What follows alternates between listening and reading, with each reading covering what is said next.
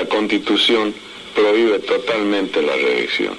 Y en caso de que se reforme la Constitución, no es Carlos Menem el que va a decidir sobre este aspecto, sino que va a ser el pueblo argentino.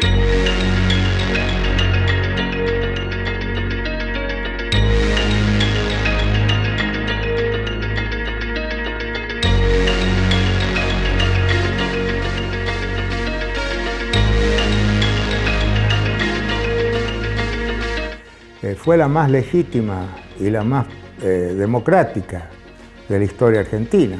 Antes el presidente iba a 6 años sin posibilidad de reelección. Acá pasamos a 4 y una reelección. Hubiera estado bien, me parece a mí, una reelección y nunca más, por ejemplo.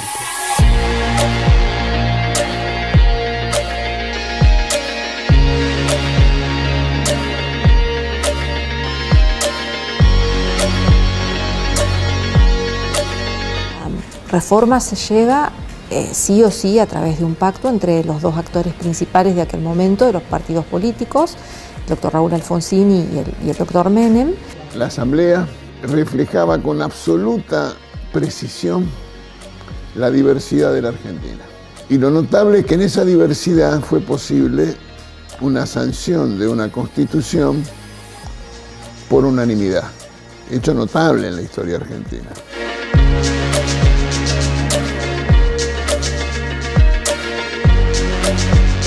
De ninguna manera quedó limitado el pacto de Olivos, a mí me gusta llamarle pacto, es una palabra que viene de paz, a 2 partidos.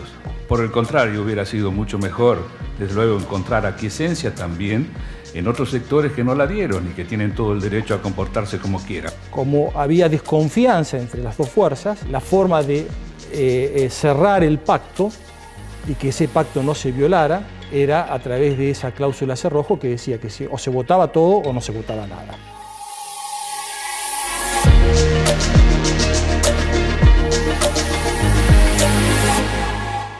El significado de la reforma del 94. Bien, yo creo que cuando se habla de la reforma de 1994, de la Constitución Nacional, debemos hacer un poco un análisis sobre la época, sobre la situación política de ese entonces, los motivos por que se llevó adelante la reforma.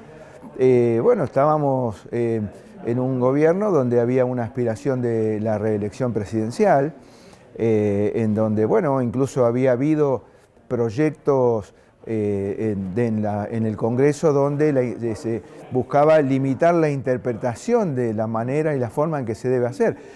O sea, la reforma se hace, la declaración de la necesidad de reforma por ley es con los 2/3 de los miembros de todos los miembros del Congreso. Y bueno, había proyectos de diputados oficialistas donde planteaban que la interpretación era sobre los presentes, vale decir, había allí todo un movimiento muy importante por parte del oficialismo en el sentido de querer forzar en cierta medida una interpretación legislativa para poder hacer la reforma.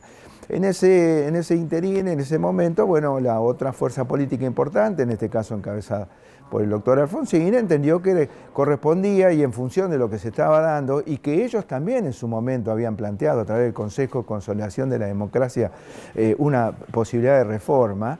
Entonces, bueno, consensuaron, pactaron, en cierta medida lo que se llamó el núcleo de coincidencia básica, a través del conocido Pacto de Olivos, y se llamó, y bueno, se logró la ley de necesidad de reforma y con posterioridad la convención. Yo valoro mucho el hecho de haber consensuado determinadas cuestiones, más allá de la coyuntura política que en ese entonces se pudo haber cuestionado algunos temas.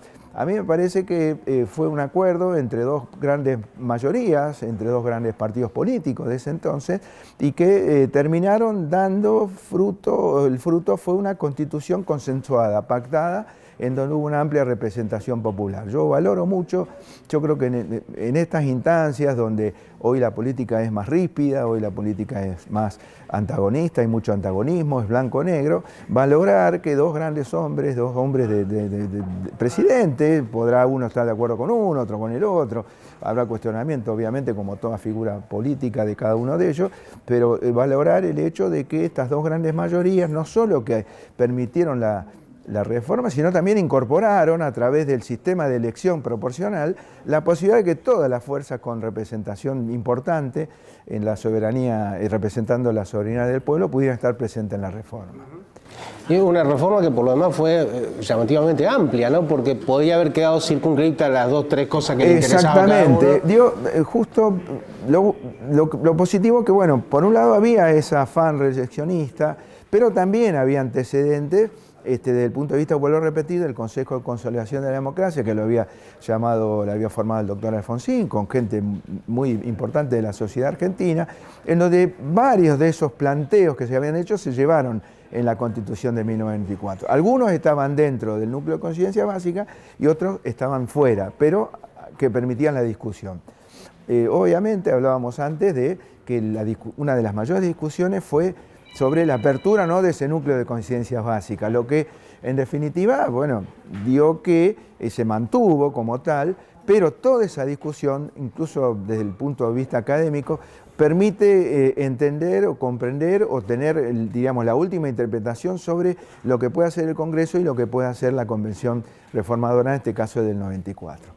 Como hitos muy importantes, siempre cuando analizamos la reforma del 94, a veces se centraliza más en el tema organizativo, los poderes, la reelección, la posibilidad o no, el tercer senador.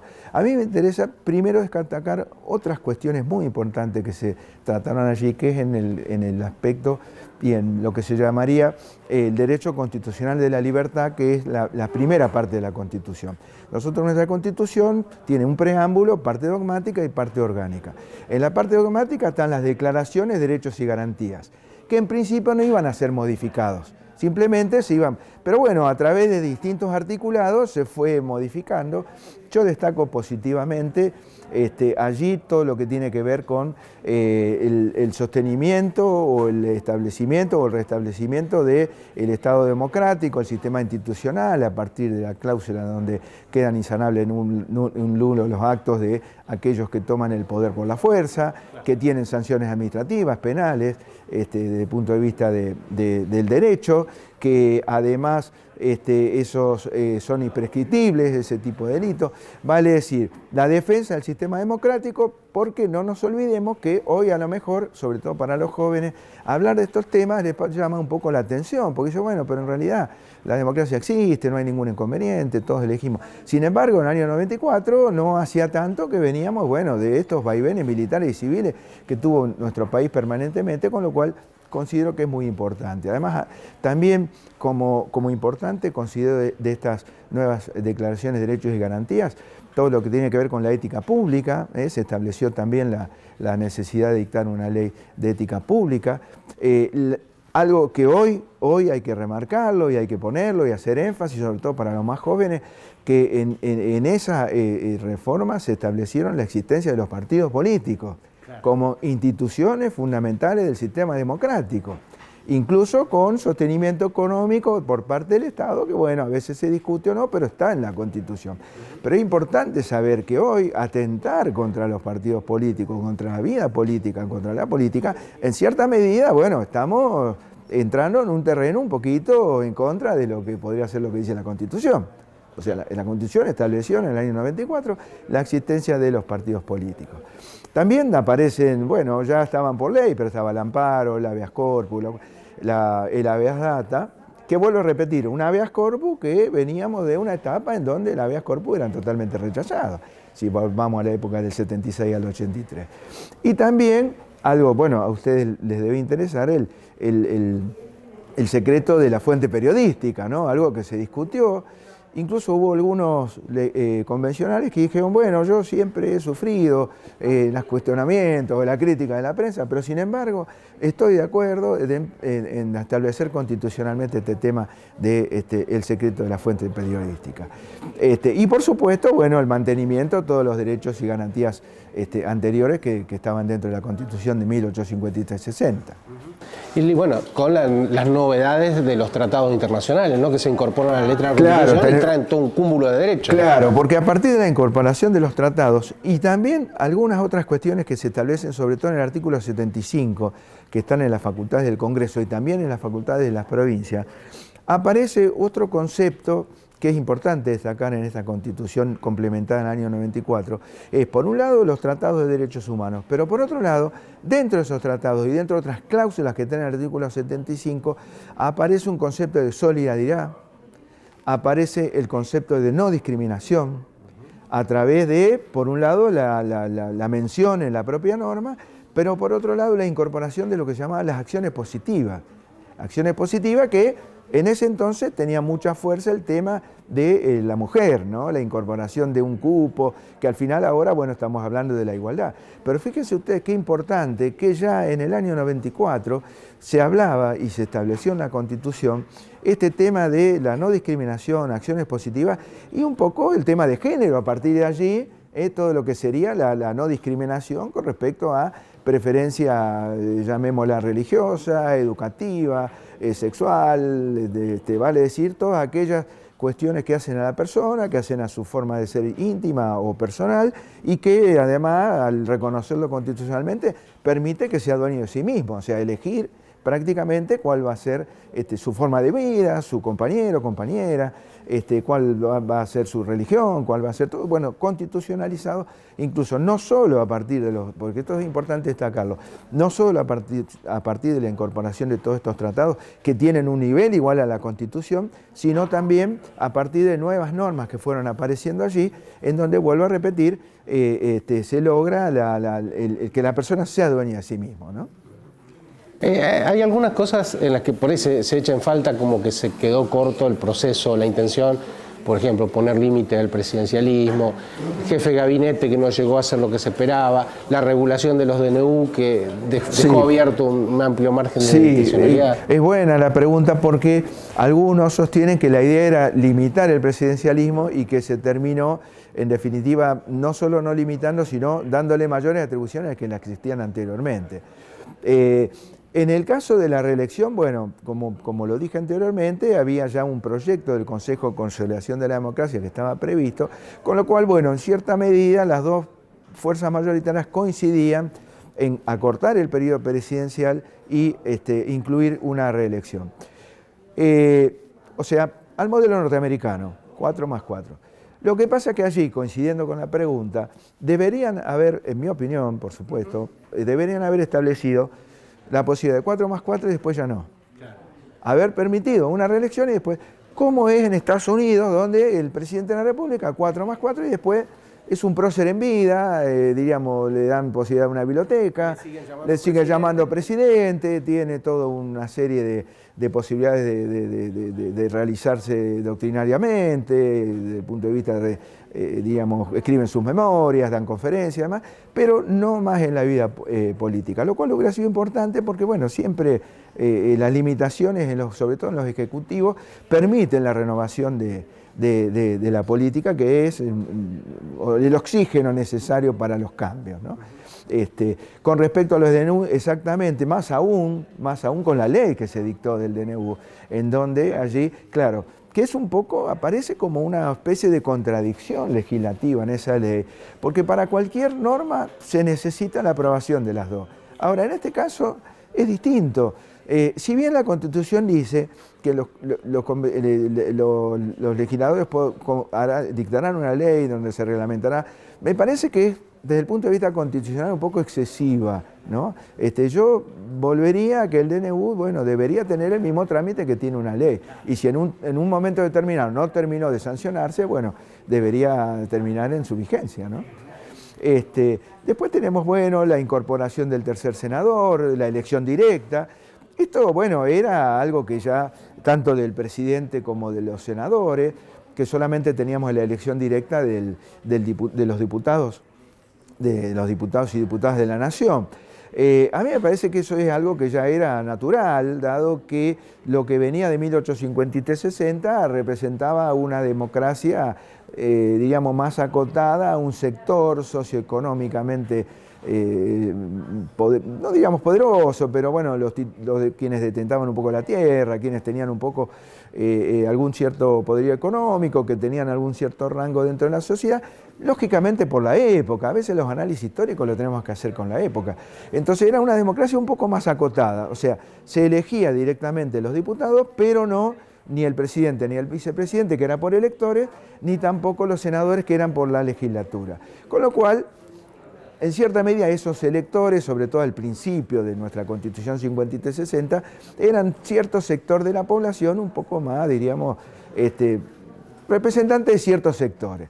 Ahora era lógico que ante la amplitud, la novedad de la participación efectiva del pueblo, la necesidad del pueblo dentro de la toma de decisiones, que también viene con la democracia semidirecta de la consulta popular y de la iniciativa popular, era lógico que se incorporara la elección directa del presidente y la elección de los senadores. La elección directa del presidente trajo alguna particularidad, obviamente a lo mejor no querida, pero bueno, no había otra manera, no se podía seguir sosteniendo el sistema electoral por electores, más allá que, por ejemplo, Estados Unidos lo mantiene, ellos tienen un sistema indirecto. Pero bueno, acá era necesario. La particularidad es que, bueno, generalmente las fórmulas presidenciales son integradas por personas de las 2, 3, 4 provincias principales de la Argentina. Eso se ha ido dando prácticamente. Pero bueno, son situaciones que deberá ir modificando la política, ¿no? Ahí ya no se puede legislar sobre ese particular, ¿no? Bueno, y la última es, ahora transcurrido todo este tiempo, cada tanto se vuelve a hablar si fuese necesaria una nueva reforma. ¿Considera que sí, que hay algún aspecto que convendría? Yo creo que no. Yo creo que no. De hacerlo, eso que hablamos anteriormente, limitar el poder presidencial de alguna manera, temporal y formal y material, diríamos. En lo formal, desde el punto de vista de no más de una reelección y después ya imposibilidad de volver a ser electo, y desde el punto de vista material, una regulación más clara de los decretos de necesidad de urgencia, el veto parcial que permite, por ejemplo, promulgar una parte y la otra no. O sea, ciertas cuestiones, y el jefe de gabinete, de ministros, que se buscó, aquí se intentó hacer una especie de primer ministro, sí, en donde a lo mejor no terminó de serlo, no es ni un neopresidencialismo ni un neoparlamentarismo, sino que nos encontramos con una figura que quienes lo quisieron implantar no terminó de ser como lo deseaban, porque tampoco se constituye en una figura, porque la idea era un poco integrar a veces a la oposición en situaciones de crisis, incorporar a la oposición, como dentro de ese primer ministro, hacer una coalición más amplia, incluso en la segunda vuelta, porque ahora tenemos ahora es va directamente en primera vuelta, o si no va en segunda vuelta, y que en esa segunda vuelta la idea era conformar algún tipo de coalición programática, y a partir de esa coalición integrar sectores en el gobierno en esta figura de jefe de gabinete y demás. Hay un tema que quisiera recalcar, más allá de todo esto que hablamos, a lo mejor sí, para finalizar, que dentro de la parte dogmática, y está también en la parte orgánica en relación a las atribuciones del Congreso, está el tema de la educación. Eso fue muy importante y sobre todo un tema que no se ha sostenido tanto, sobre todo en este momento tan importante y por la situación que están atravesando las universidades, donde en la propia Constitución se estableció la autonomía y la autarquía de las universidades nacionales. Autónoma. O sea que cualquier cuestionamiento con respecto a ese tema va en contra de lo que dice la Constitución. Y esto es muy importante. Y me llamó la atención que en este conflicto últimamente que ha habido, no se ha dicho tan claramente, no, ojo, no es que porque nosotros, simplemente lo dice la Constitución. Y al decirlo en la Constitución hay que acatarlo.